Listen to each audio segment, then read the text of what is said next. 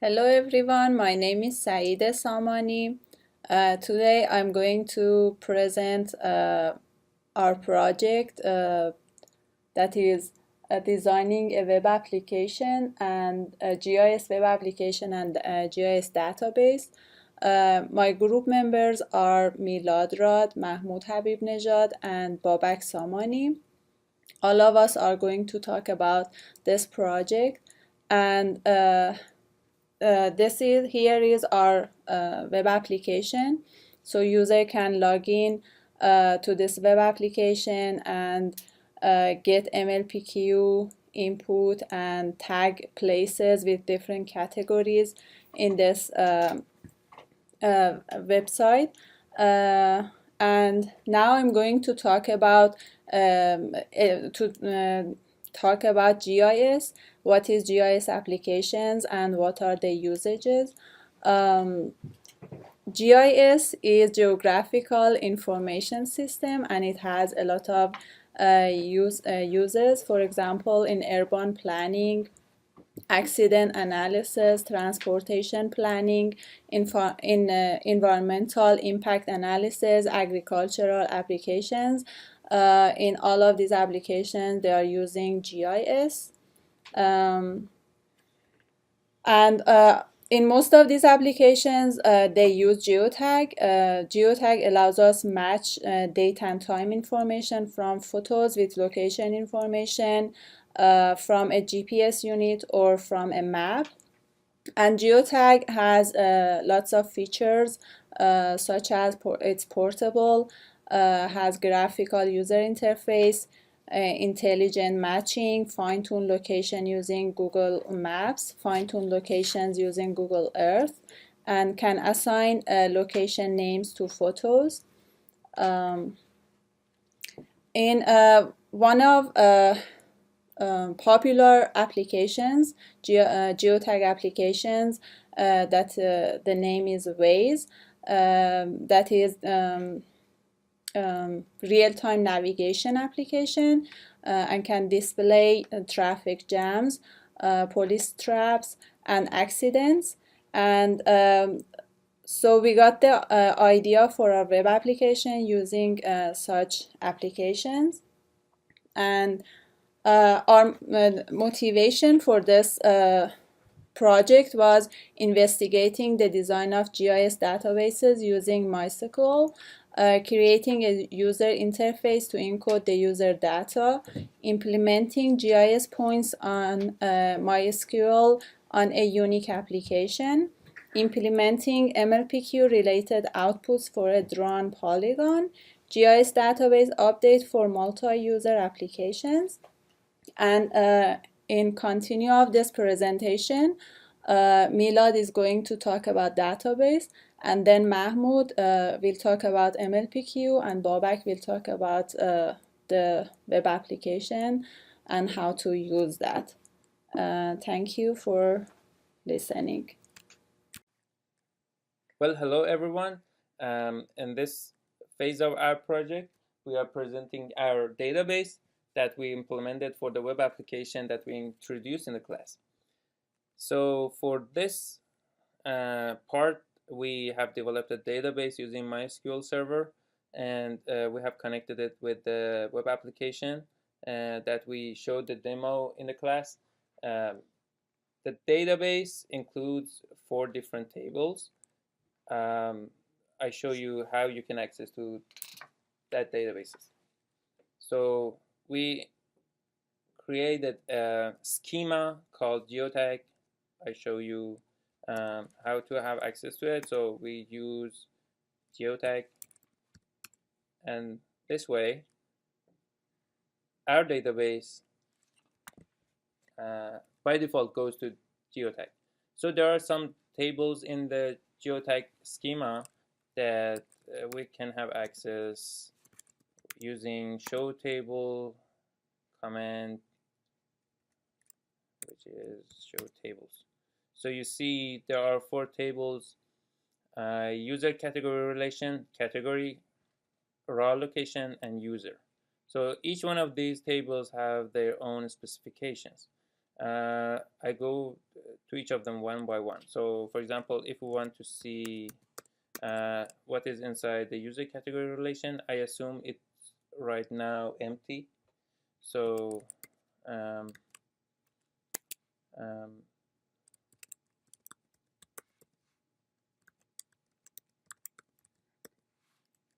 so select everything.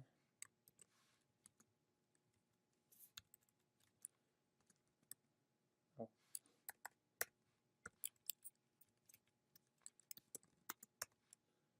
So you see that it's an empty set. So before this, we have created our database. For the user table, we have currently 5 users, which is 1 admin user and 4 regular users. So we have 5 users. We have 1 admin with type 1, which has access to everything, and 4 other users, which are Babak, Saeideh, Milad, and Mahmoud, which are the regular users.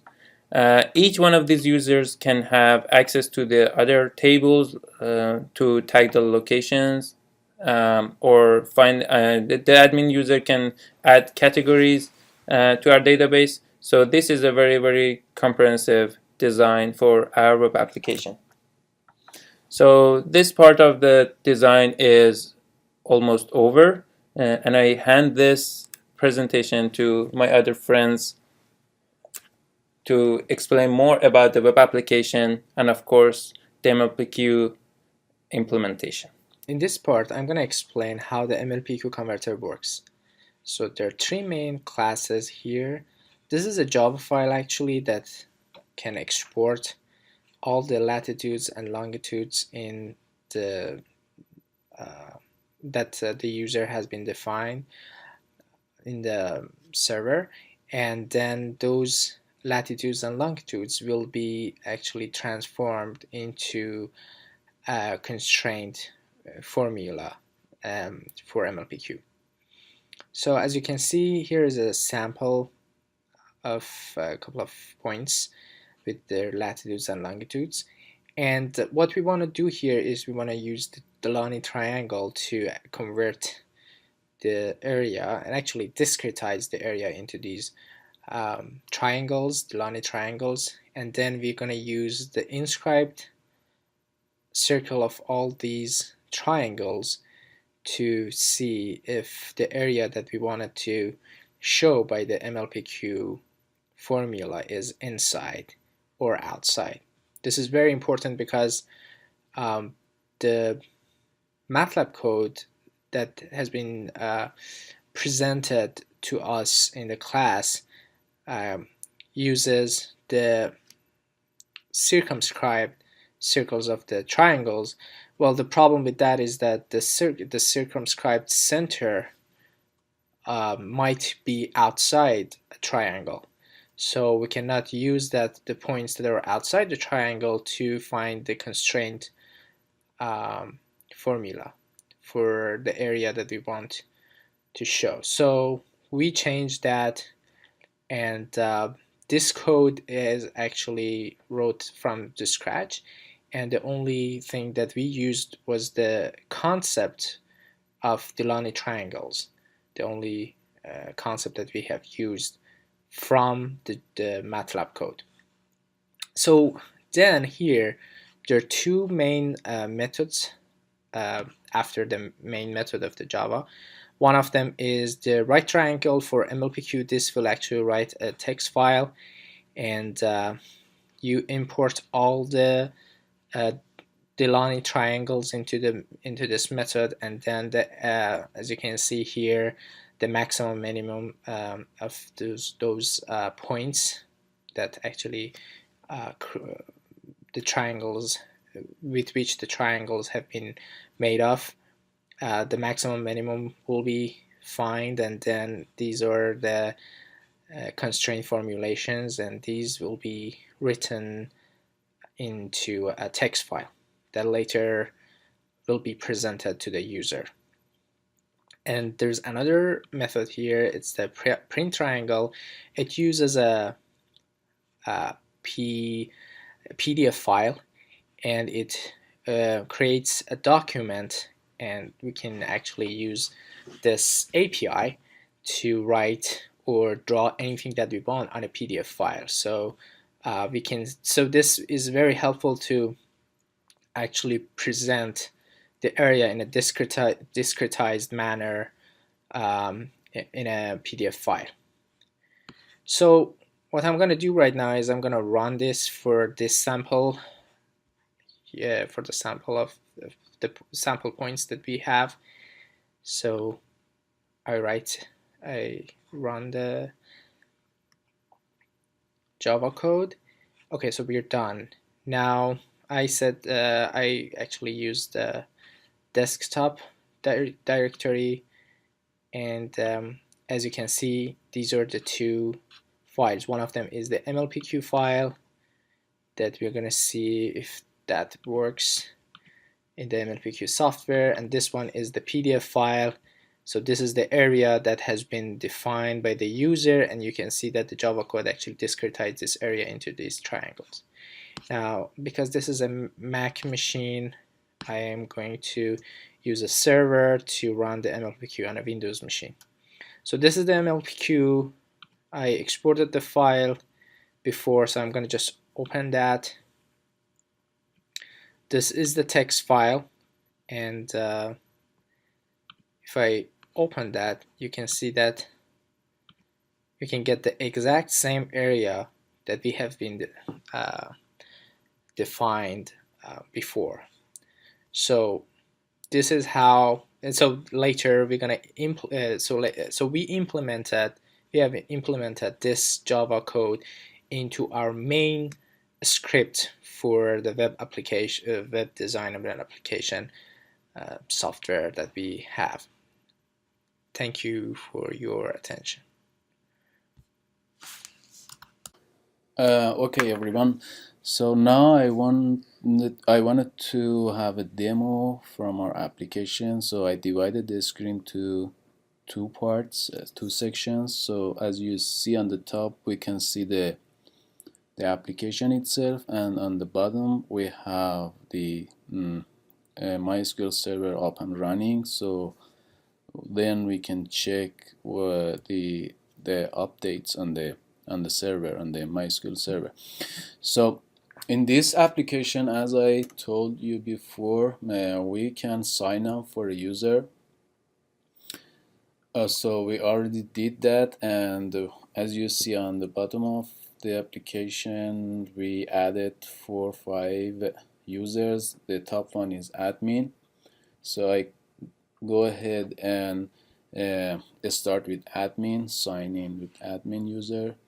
Then I will see my home page, and then I can switch over to map and see map. I can draw rectangle, or I can draw a polygon. So starting from this point, and then it will actually return me the areas that exist in this. And then I can go over to categories and see what categories are added. So as you see, there is no categories, so I can double check by running this command: select all from category, and see it's empty. So I go ahead and add a category to our system. So I choose a file. Let's say we start from car wash. Choose this file, upload it. Wait for a few seconds to upload the image, and then I can save this icon in the database by give it the name of the category and then save that. So it redirects me to this page, but yeah, then I can add another. So I go ahead and add this category, upload it.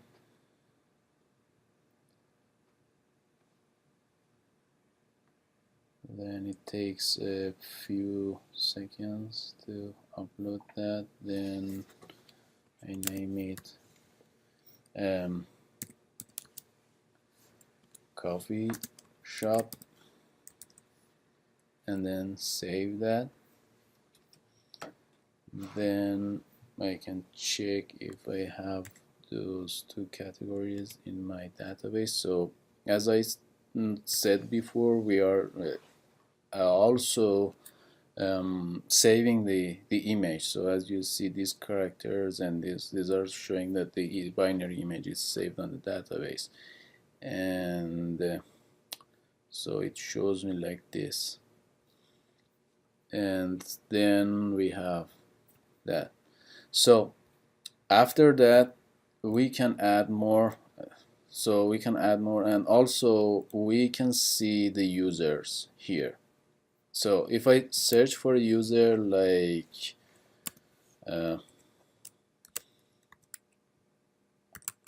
Milad, then it shows me this user. So these are the overall things that I wanted to show you. So the locations are empty now because any user didn't tag any location. So I will be back to this to show that later. So I sign out from this and then sign in as a regular user like Babak. Then now I'm in my account, so I can go to tag a place and start tagging a place, tagging a location. So if I hit that tag, it says you cannot tag any places because you haven't selected any location on the map. So first I need to select a location on the map. I click on the map, so a flag drops, and then now I can tag this place like location 1 and choose we added car wash, so we give it this and then say yes. Now we can see the output of the system output of the system for MLPQ. So I added 3 more tags, and when I'm in my home page or user is in his or her home page, he or she can see the locations that are already tagged by him or by her. So if I go to MLPQ page, then I can draw any polygon. Like here I draw a rectangle, and behind the scene it's grabbing the geo location, like latitude and longitude of the each coordinate of the rectangle, and then it generates the MLPQ file. So if I hit on yes, then as you see on the screen, it generates the MLPQ text for that rectangle. And as Mahmoud talked about this before, we can copy and paste this to a text file and use it as an input for MLPQ system. So I go back and refresh the page to generate another MLPQ input drawing a polygon. So I draw like a big polygon, and then so it grabs it. As I told you before, then it starts to grabbing the locations, and also it's grabbing the time. So later on we can add the moving objects feature to this application to make the moving objects. Okay, now I click on my again click on MLPQ, and then I draw a polygon. So I draw another polygon, bigger polygon, and then, as I told you before, it's processing the locations, and then it's generating the MLPQ input. So if I click on yes, then it takes me to this page, and then I can copy and paste or save it as a text file and use it in the MLPQ system. So I go back. So yeah, this is all about this. So when we draw a polygon or rectangle, it grabs the latitude, longitude, and elevation of each point of the vertex of the polygons, and then at the same time it's grabbing the time for each one. So we can use this feature later to make moving objects and generate the input text for MLPQ system to animate the moving objects in MLPQ system. So then I can so sign out and sign in as admin. I wanted to just show you the other locations that other categories that I added. So I go to categories and click on all categories, and then it shows me all the categories that I listed. I added before, and with the name and the file and other features. So then yeah, that's all about this application for now. But for the future work, we are going to work on this to make it more complete and add more features to that. Thank you for watching, and I finished our presentation here.